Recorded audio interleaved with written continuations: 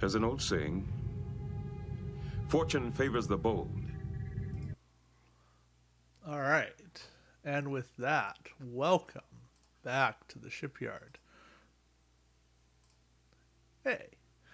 All right. Federation Faction Pack, Boldly Go. Or as I will probably call it about 7 times in this episode, to Boldly Go. Fortune favors the bold. It all works together.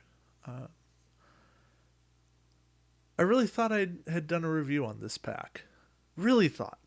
Probably could have bet me money on it, and I would have lost that bet. All that being said, we got a good pack here. So, let's jump in. Ships first, because that's how we do things. The USS Sao Paulo. In lore, this is the Defiant 2, but it's the Sao Paulo. And it has a really nice ability. When attacking, if this ship spins a battle station token, place a battle station token beside this ship. Now, you go, wait. Why is that actually good? Well, additional phaser arrays. And let me just pull that up. What exactly does additional phaser arrays do? It's after you make an attack with your primary weapon, you may disable this card to make an additional attack with your primary weapon at -2 dice. So, you just start stacking bonus attacks. Bring in Admiral Worf, bring in an Auburn Tane, just to show you those cards. Worf as an Admiral. We got to scroll down here. We can keep scrolling. Even to show more Worf. There we go. Target a friendly ship at range 1 to 2 with hull value 3 or less. The target ship immediately makes 1 free attack with its primary weapon. So you're getting a bonus attack. An Auburn Tane would do much the same.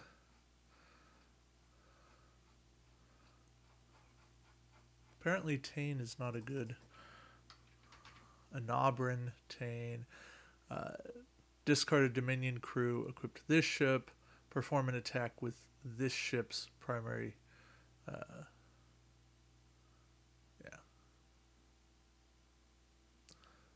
with this ship's primary weapon attack with -1 attack die. So, lots of ways to get bonus attacks in there. Even a weapon that's in this pack. The Sao Paulo is a multi-attack ship. It's what it's meant to do. And it's reminiscent of the ship in the show. It works. This is what the Defiant should have been in the beginning. It's still a bit underpowered, but now instead of paying 24 points, you're paying 20 points. You've got the right kind of loadout here. 2 crew, 2 weapons, and a tech that's fitting. That's very Federation. We can do a lot with it. And this feels like a really good ship. I've run it. I love it. I did not run it the best that I could, but there's a lot that you can do with it. The Spectre is an Akira class ship. Akira is a nice ship. I like the Akira. You get a discount on your weapons, and when attacking with a Photon Torpedo, you get to destroy an active shield on the defending ship. So again, we're thinking, okay, how can I attack multiple times with Photon Torpedoes, or as many times as possible? High Captain skill. Bring in those Photon Torpedoes. There's a upgrade in this pack that lets you attack, I believe it's 360 with Photon Torpedoes. We'll look at that when we get there. But it's a perfect marriage for the Spectre. There's a lot going on. And you've got 3 weapon slots. What more do you want? And I like the stats. 4253, it fits. You've got reasonable durability, and 24 points does not feel way overpriced. The Odyssey, a good Galaxy class ship. Free action. We love free actions. Free actions are fantastic. Place an Ox Power token beside this ship. Target all friendly ships with a hull value of 3 or less. Within range 1 to 2, the target ship rolls +2 defense dice and may convert a blank into a battle station the next time they defend this game round. I can quibble, I can say each time they defend. That would have been nicer, but, this works. This rewards having defensive battle stations, really helps cloaking Federation ships, but it brings in some nice support for your Defiant class ships, your NX, stuff like that. I can see a nice NX enhanced hull plating build going on here with Odyssey support. It's not fantastic, but it's a nice way to buff up those smaller ships. The Tiananmen, well, this ability is just confusing. The timing of it's all weird. It's a 2-2-3-3. Viable stats for Miranda. Love the 14 points. Would love to see a Reliant discounted down to this because the Reliant is a great ship. But here, activation phase, target a friendly ship within range 1 to 2 that has an Aux Power token beside it. Place 2 time tokens on a crew upgrade equipped to this ship. The target ship does not skip its perform action step this game round. Okay. Just the timing here is wonky. Because if I'm doing this start of the activation phase, and then I'm targeting a friendly ship that has an Aux Power, it's so limited. And basically it's that ship's now going to do a white maneuver, but then still get to do an action. Okay, fine. But it's that's not the support that I want, nor that I need. And, yeah, I'm sure there's a place for it. I just haven't really found it. It's probably not in competitiveness. It's in massive missions. If we're reenacting, say, Sacrifice of Angels with 1,000 points on each side, that would be something. That I can get on board with. So, I'm going to leave Tiananmen as okay, but mission playable. Alright, generics are generics, and I don't see a reason to really get into them. Captain Benjamin Sisko, on the other hand. This is a good Ben Sisko. Skill 8, with a talent slot, 5 points. We like these things. I like the fact that there's 2 parts to the card. The first part, when attacking during the modified attack dice step, if the defending ship is a Dominion ship or has a Dominion captain, add a crit. That's nice. Very thematic. End phase, remove 1 Aux Power token beside this ship. Also a nice ability. We can plan for the second half of the card, right? Removing Aux Power gives us a ton to actually play with. Admiral Worf builds now all of a sudden don't depend on green maneuvers. We've got a lot to like there. The first part, less dependable, but again, you're reenacting missions. Now this is yeah, I can work with that.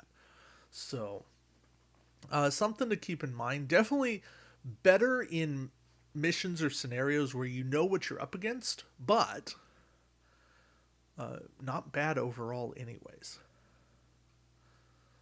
Leighton, as a captain, for an action to target a ship and make that ship attack last this turn, it counterplays a lot of the massive skill boosts that we've seen. It counters Lurin's Bird of Prey, but I don't know that it goes far enough. More so, I don't know that it's worth my action to do it.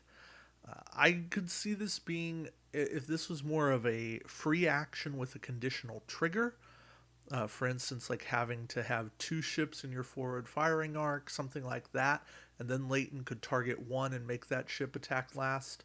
That would be a better effect, but Leighton is not bad. I just don't know that he's great. He's decidedly okay in my book.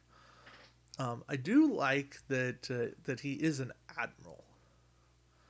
So maybe that's better as an admiral. I'm not entirely sure. So let me scroll back up here. All right, we get a Captain Worf, and we finally get a Federation and Klingon Captain Worf. Yay! Been wanting a Klingon Captain Worf for a very long time. And a Federation Captain Worf. I think it's more the Fed Captain Worf that I've wanted. But reminiscent or evocative of him captaining the Defiant. So when attacking during the modified attack dice step, spend a battle station token beside the ship. Convert all blanks to hits. Okay. Not the captain you're going to run on the Sao Paulo. Unless it's your last attack. So not the captain you're running with multi-attack Sao Paulos. But this is certainly a nice flexibility card. So you take a battle station token and then you roll a bunch of blanks. So it's like, oh, well, now that was pointless. But no, you're like, hey, I can use Worf and I've got all my blanks converted now. I do actually think Worf is probably probably best on the Sao Paulo, so that you get that battle station to hit conversion, and then the replacement one for the blanks to hits. That is probably the best use on Worf. Yeah. Dax. So Dax has a nice flex that she can run Klingon talents without penalty. Now that's not a huge deal, but it's a nice point saver. There's some Klingon talents that are reasonable, but a lot of them also require Klingon captains. So I'm not sold on this being like the best part of her. What really does help her is this activation phase that you can do a white 1 bank. And yes, it's at the start of activation phase, but that means it's after planning. And that means that people have not accounted for where Dax is going to be. She is definitely part of the Now You See Me, Now You Don't fleet, which I need to make a video going into what I mean by that, but it's all these cards that let you do extra maneuvers, do weird sensor echoes, all these things that change predictive maneuvering. And Dax plays a part of that. So I think she has value, but it's very situational value.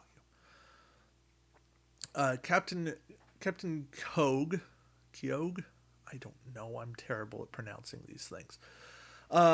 Skill 7, like Skill 7. Modify attack dice step when a friendly Federation ship is in range, is defending, and the attacking ship is in this ship's primary firing arc. Convert a hit into a blank. So very much a support captain. But something I could see as part of like a Colo build, a Sutherland build, an old core, meaning that's the core that redirects attacks. I could see that just to further support the defensiveness. I don't think it's going to make all the difference in the world, but this is essentially saying toss and evade to that ship. And that's not a bad thing.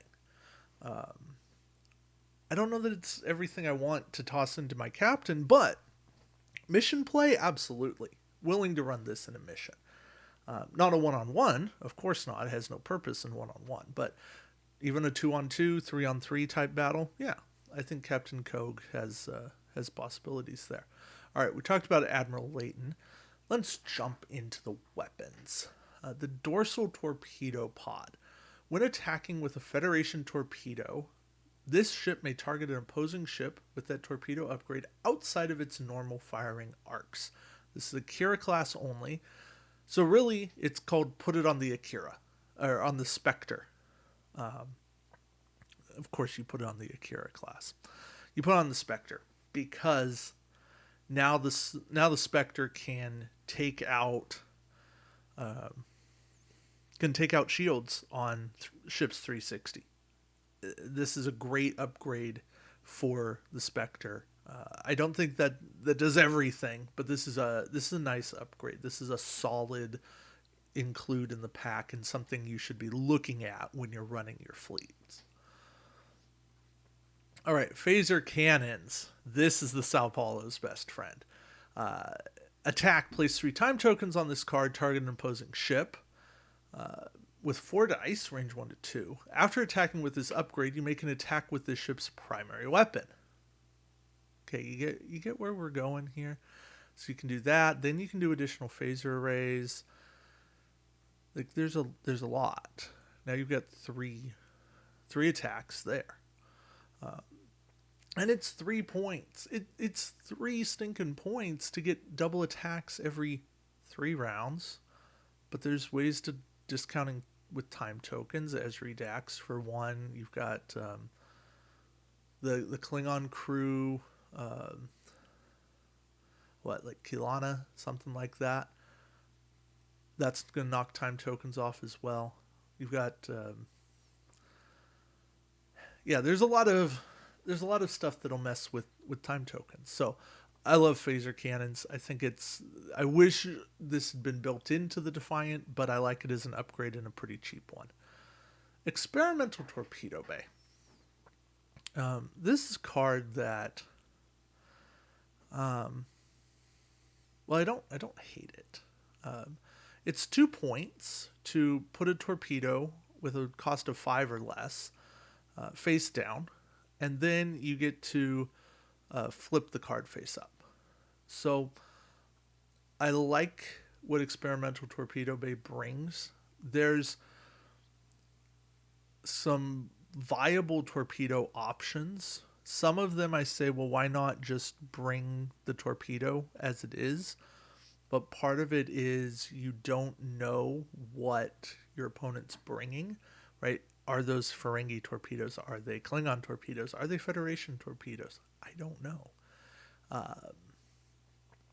And that unknown is also a good thing. So, Experimental Torpedo Bay, solid include. And of course, we get Photon Torpedoes. These are a rehash of the Alliance torpedoes, which were a rehash of the starter set torpedoes, starter 2 torpedoes. But you get primary weapon value +1, so 4, 5, 6, for 2 points. And you spend your target lock, you disable the card, and you convert your blanks into battle stations. So you want to have a battle station. You don't want to run Captain Worf on this. Definitely not bad on the Sao Paulo, right? It's a decent include, but nicer on the Enterprise E, because then you've got your target lock built in. They fire forward and rear, so good include there too, and I like them. I don't think they're the best torpedoes. I think those are Ferengi torpedoes, but I think these are a solid contender for number 2, and roll with them. Hey, we have good Photon torpedoes. That's rare. All right, advanced shields. Federation ship only, hull 5 or more. And you get 2 bonus shields for 4 points. That's reasonable. But more so, you can spend an action to remove the card from play and repair up to 3 shields on this ship. Now, it's a bit of a catch-22 because you no longer have the bonus 2 shields to your ship's value once this is out of play. So this is kind of meant for you've lost a lot of shields and now you need to get some of them back. So just keep that in mind. But I really like that this does something else, and this is a fitting advanced shields. This is a great card for what it does. Has a lot of restrictions, but it's a fair priced card, and I like it. A Blade of Armor. During the roll defense die step, you get +1 defense die. Okay, cool. I like it. And when defending during the modify attack die step, you convert all your crits into normal hits.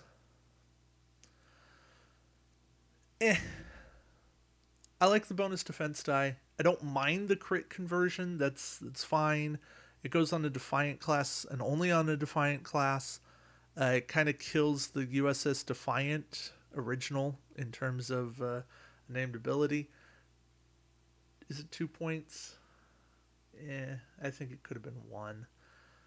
But I would have liked to have seen a better ability than just +1 defense die. I think we could have said either +2 defense dice or like roll or like add an evade, cancel a hit, something like that. But yeah, I'm not the biggest fan of a blade of armor. Well, I am the biggest fan of a blade of armor. As a concept, I'm not the biggest fan of a blade of armor this card.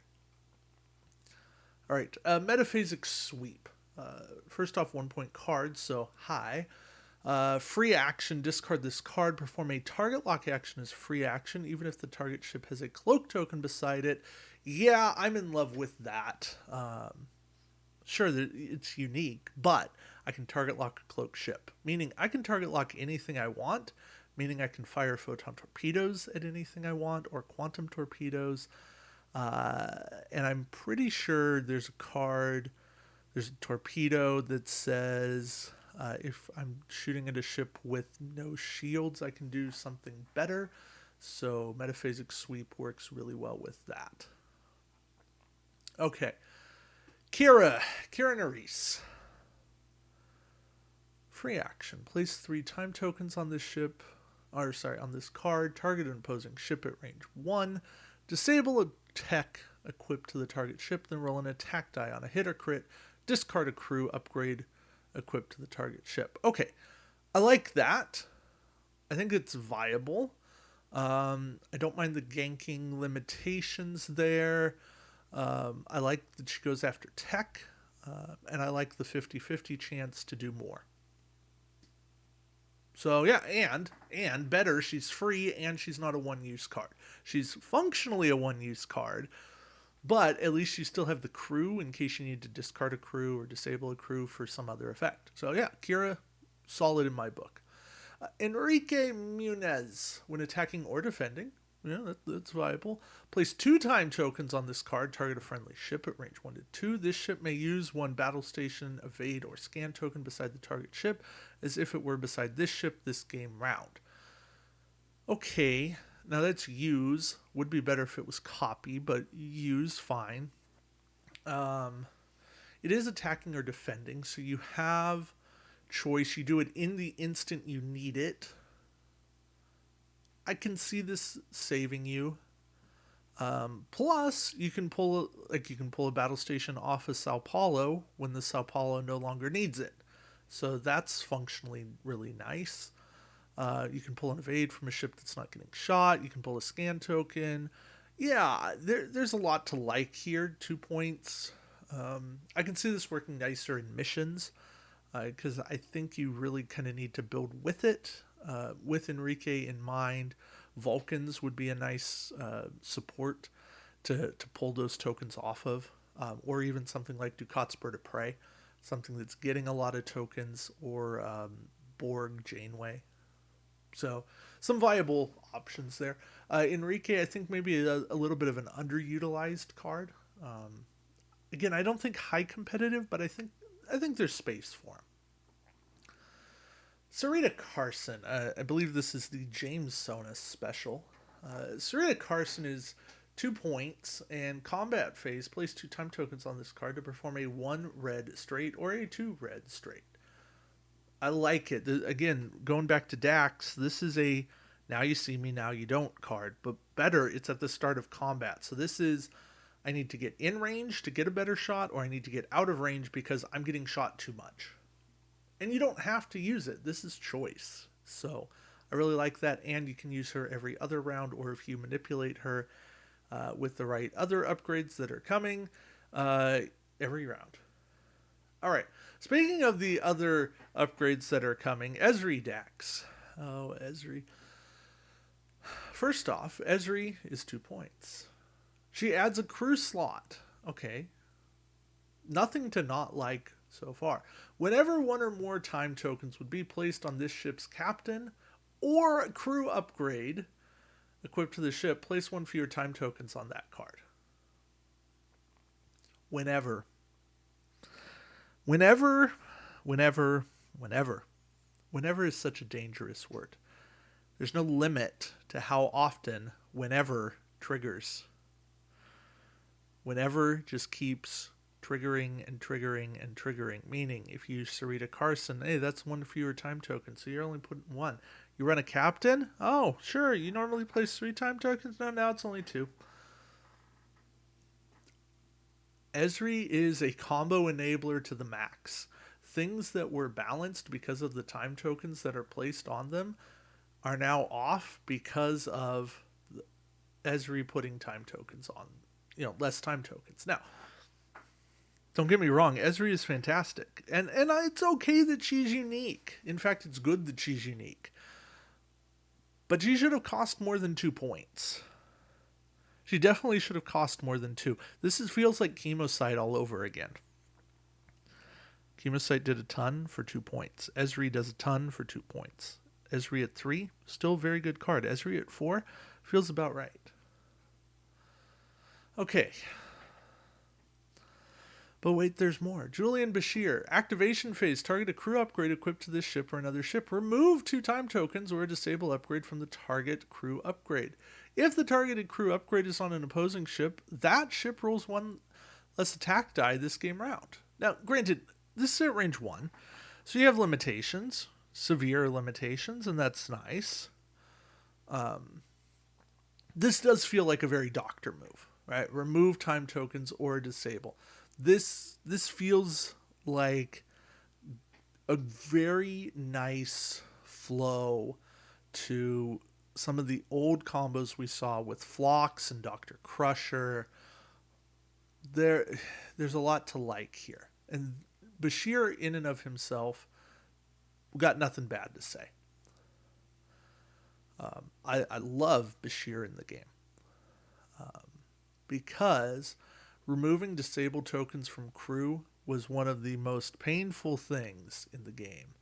And this is combo enabling, and I really do appreciate that. Both ESRI and Bashir are like top tier cards that will affect the game forever. All right. And then we have 2 ambassadors, but I did a whole video on ambassadors. But for the sake of completion, I'll say, hey, ambassadors, fun. Loxana, Sarek. I mean, I guess they fit into Federation ambassadors. Where's Spock? I don't know. Hopefully in a Romulan faction pack someday. Spock and Parduk. Or Spock and Picard. Picard is an ambassador? Yeah, why not? All right. So that's the pack. I think if you heard me, if you listened to everything, I like just about everything in here. A Blade of Armor, probably not the best card. Photon Torpedoes, truly not the best card, but a good card. Leighton, Dax was not the best. I mean, generic ships, are you ever truly going to love them? And the Tiananmen, again, not the best. But all good, interesting cards. This pack, Boldly Go, or it still is, I want to call it To Boldly Go, is a absolutely solid pack. It is thematic. It drips thematicism, but it also drips solidly good cards. Yeah, there's a couple that are maybe way too good, but it also fixes problems that existed with the Defiant, and it makes them viable. It makes these cards things you want to play, things you can succeed with if you run them. And what's not to like with that? To me, that's everything you want. So, yeah. Anyway, I'm going to leave it there. Boldly Go. Hunt it down, find it, and enjoy. Thank you all for watching. And until next time, we'll see you around the shipyard. Take care.